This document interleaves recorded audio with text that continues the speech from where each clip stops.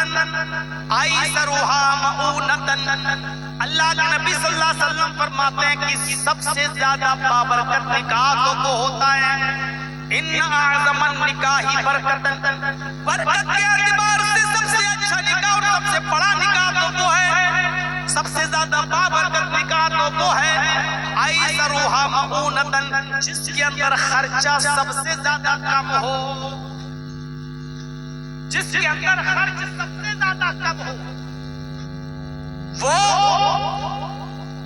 سب سے بڑا بابرکت نکاح مانا جاتا ہے، سب سے اچھا نکاح مانا جاتا ہے شریعت کے۔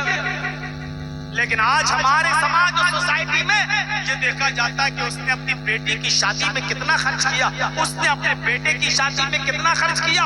آج خرچ سے معیار دیکھا جاتا ہے کہ کس کی شادی اچھی ہوئی کس کی بری۔ اللہ کے رسول نے اچھی اور بری شادی، بابرکت اور غیر برکتی شادی کی نشاندہی بتاتی ہے۔ آپ نے فرمایا ان اعظم النکاح برکت ایسرھا مؤونۃ، برکت کے اعتبار سے سب سے اچھا نکاح وہ ہے، سب سے بڑا نکاح وہ ہے، سب سے بابرکت نکاح وہ ہے جس کے اندر خرچہ سب سے زیادہ کم ہو، یعنی جس شادی میں خرچہ جتنا کم ہوگا وہ اتنا ہی بابرکت نکاح ہوگا۔ اس کا الٹا مفہوم اگر آپ نکالیں گے تو اس کا الٹا مفہوم یہ نکلے گا جس نکاح میں خرچہ جتنا زیادہ ہوگا وہ برکت کے اعتبار سے اتنا ہی خالی ہوگا، جس نکاح میں جتنا زیادہ خرچہ ہوگا برکت کے اعتبار سے وہ اتنا کمزور ہوگا وہ نکاح۔ فضول خرچی ہمارے سماج کو کھا گئی، ہمارے سماج کو چاٹ گئی، ہمیں تہس کر دیا۔ ارے فضول خرچی تو اچھے کاموں میں بھی جائز نہیں ہے، تو خرافات والے کاموں میں کہاں سے جائز ہو جائے گی؟ فضول خرچی تو اچھے کاموں میں جائز نہیں ہے، اسراف حد سے زیادہ گزرنا تو اچھے کاموں میں بھی جائز نہیں ہے۔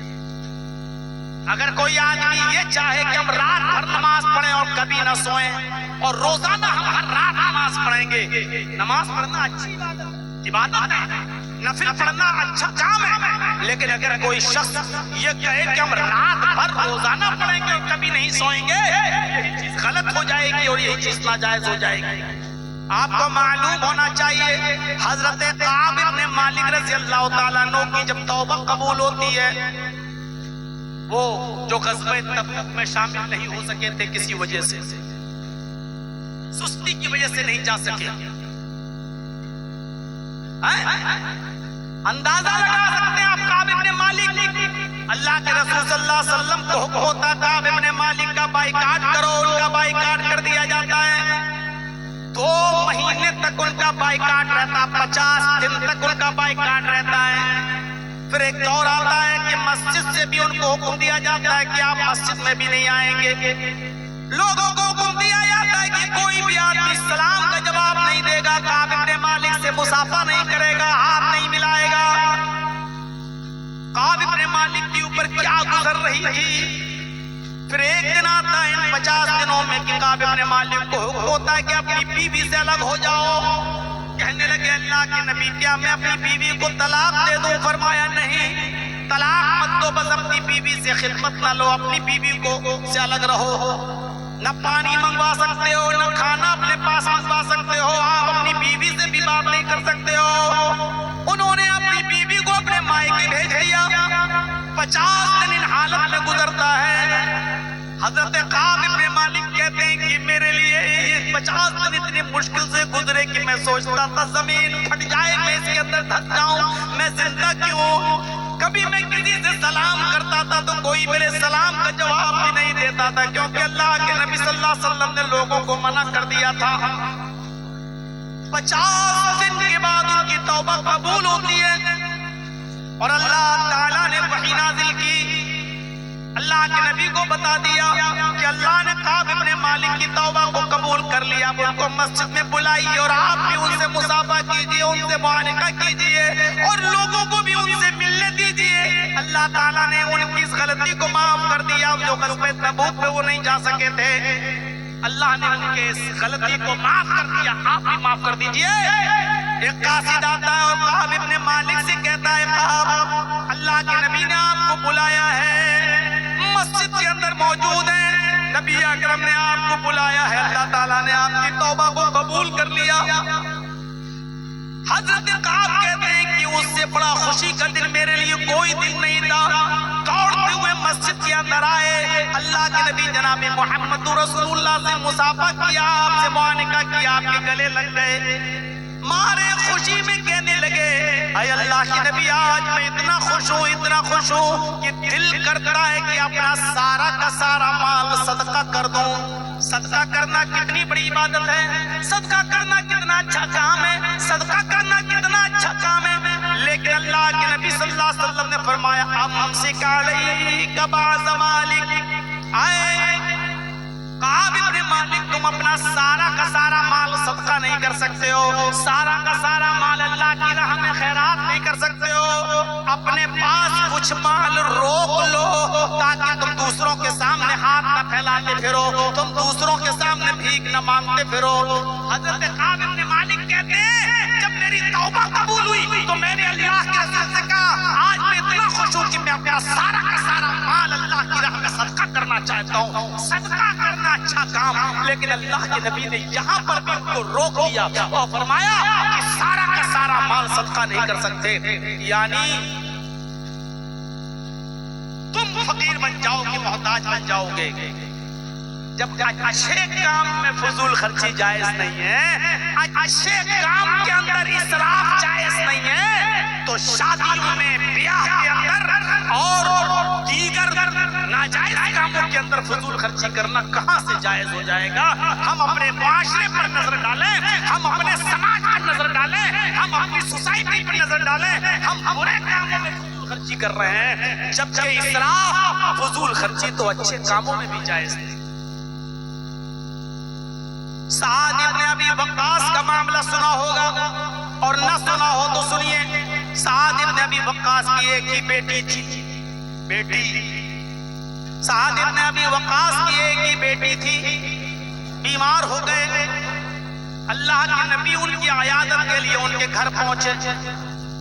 جب اللہ کے نبی سعد ابن ابی وقاص سے ان کے گھر ملنے کے لیے، عیادت کے لیے ان کے گھر پہنچے تو بڑے خوش ہوئے سعد ابن ابی وقاص، اور کہنے لگے اللہ کے نبی صلی اللہ علیہ وسلم میری ایک ہی بیٹی ہے، اور اللہ کا شکر ہے کہ اللہ نے مجھے بہت مال سے نوازا ہے، اللہ نے مجھے بہت دولت سے نوازا ہے، میرے پاس کسی چیز کی کمی نہیں ہے، اس لیے میں اپنا سارے کے سارے مال کی وصیت کرنا چاہتا ہوں، کیا میں اپنے سارے مال کی وصیت کر دوں؟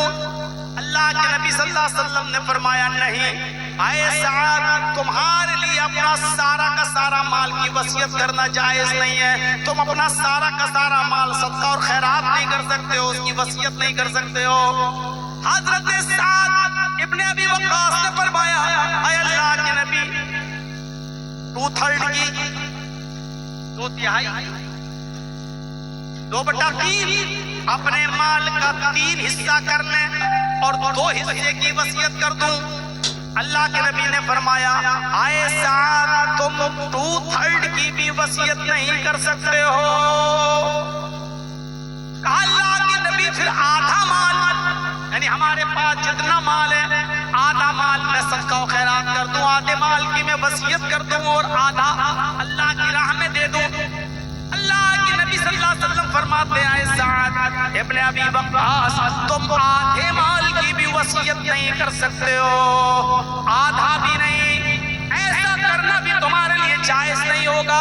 تب حضرت سعد ابن ابی وقاص نے فرمایا اے اللہ کے نبی کیا 1/3 کی 1/3 کی وصیت کر دوں، یعنی میرے پاس جو مال ہے 1/3 کو اللہ کی راہ میں صدقہ کر دوں اور 2/3 جو ہے وہ ہمارے اہل و عیال میں، بیوی بچوں میں یہ تقسیم ہو جائے گا، یعنی 1/3 کی تو ہم وصیت کر سکتے ہیں۔ اللہ کے نبی نے فرمایا ہاں اے سعد 1/3 کی 1/3 کی وصیت تم کر سکتے ہو، لیکن یہ بھی زیادہ ہے۔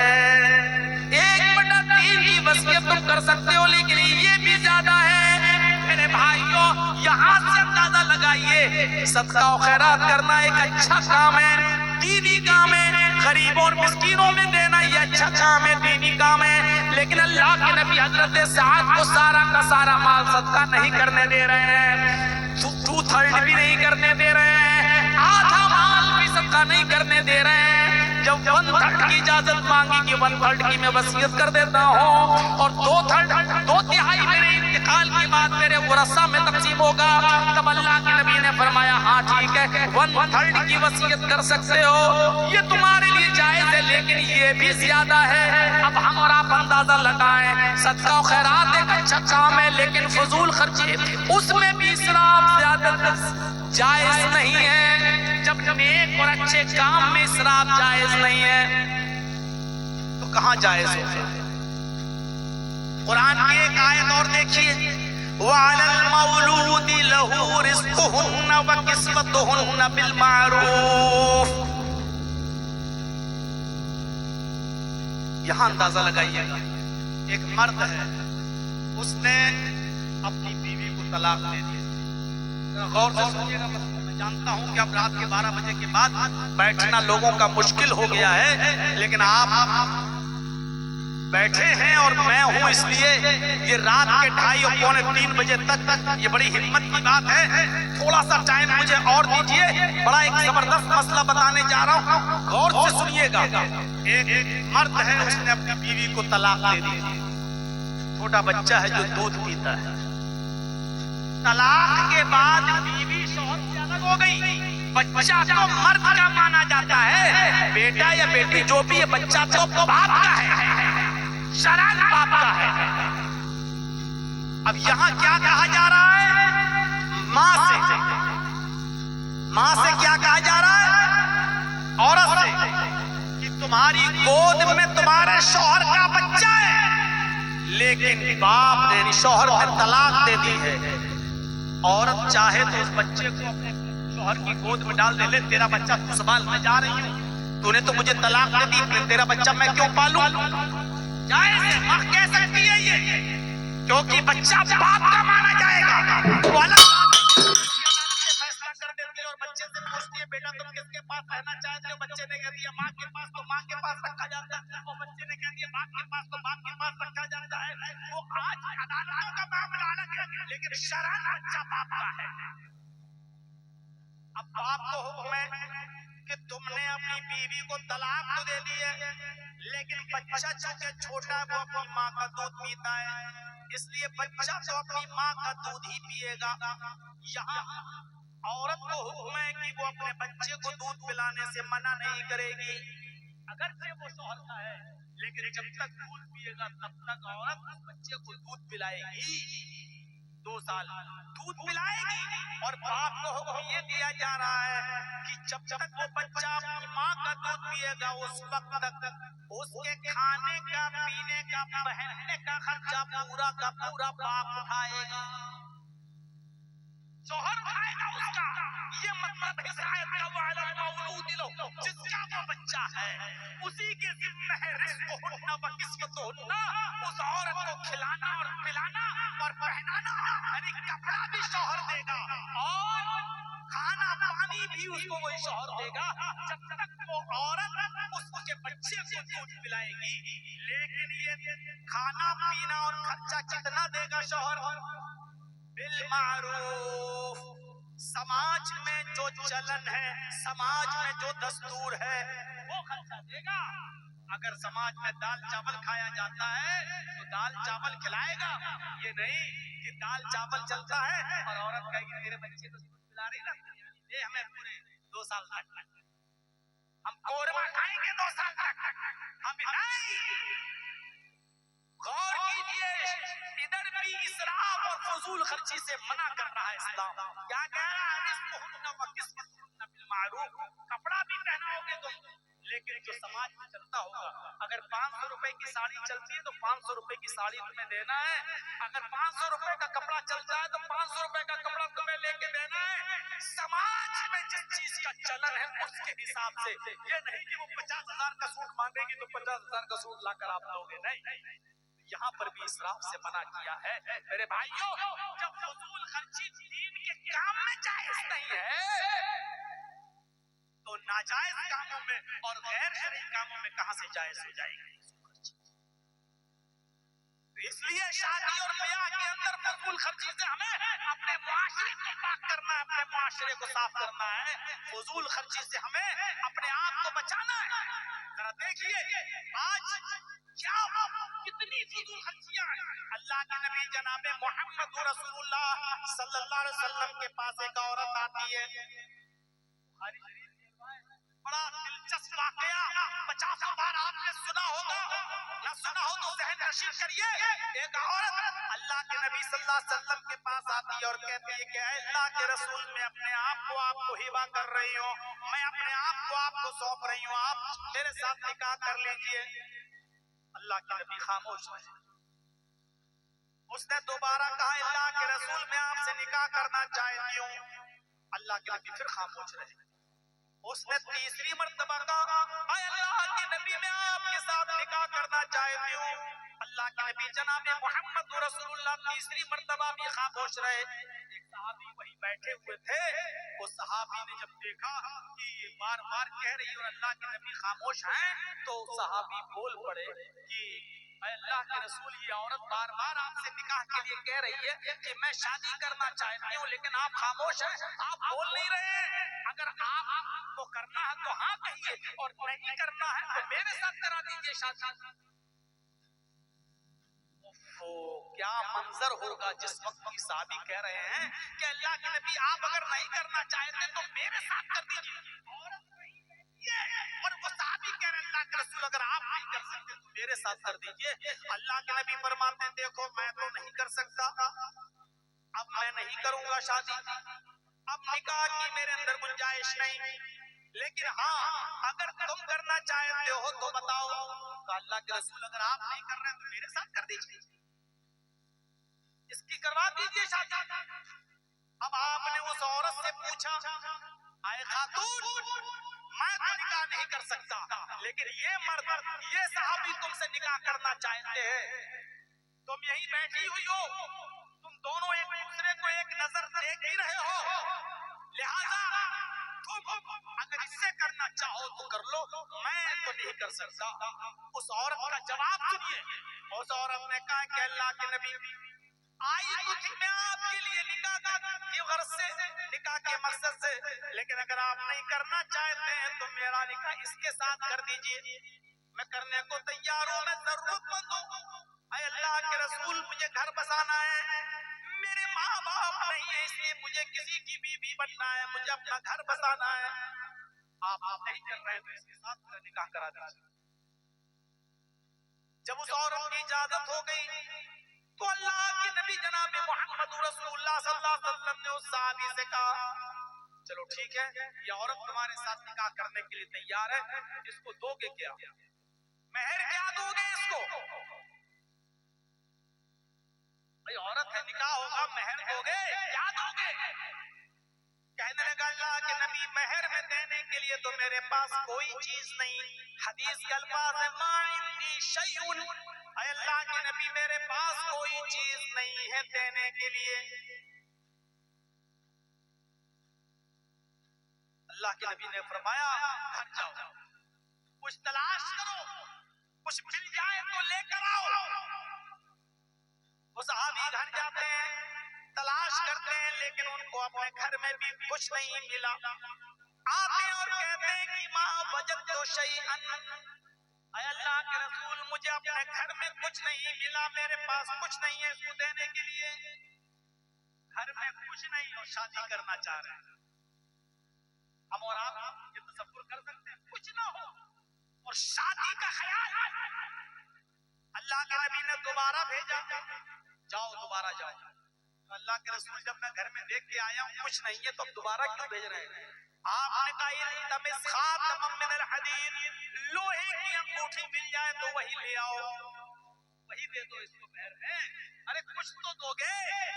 وہ صحابی گئے اور دوبارہ اپنے گھر جانے کے بعد لوہے کی انگوٹھی کو تلاش کرتے ہیں, لیکن ان کے پاس اتنا بھی نہیں کہ لوہے کی انگوٹھی مل جائے. وہ آتے ہیں اور کہتے ہیں ما وجدت خاتما من الحدید, اے اللہ کے رسول لوہے کی انگوٹھی بھی مجھے نہیں ملی, میں لوہے کی انگوٹھی بھی نہیں دے سکتا, میرے پاس دینے کے لیے لوہے کی انگوٹھی بھی نہیں ہے. اللہ کے نبی سوچ میں پڑ گئے, کہنے لگے تمہارے پاس کچھ بھی نہیں ہے, لوہے کی انگوٹھی تک نہیں دے سکتے ہو, بتاؤ پھر صحیح مہر میں دو گے کیا؟ کچھ بھی نہیں ہے تمہارے پاس. کہنے لگا اللہ کے رسول ایک چیز ہے میرے پاس, اگر وہ مہر دینے میں کام آ جائے تو میں تیار ہوں. آپ نے کہا کیا؟ اب اس نے جو چیز بتائی اس کو سوچ کے آپ دنگ رہ جائیں گے. عندی ازار, اے اللہ کے رسول میرے پاس ایک لنگی ہے, ایک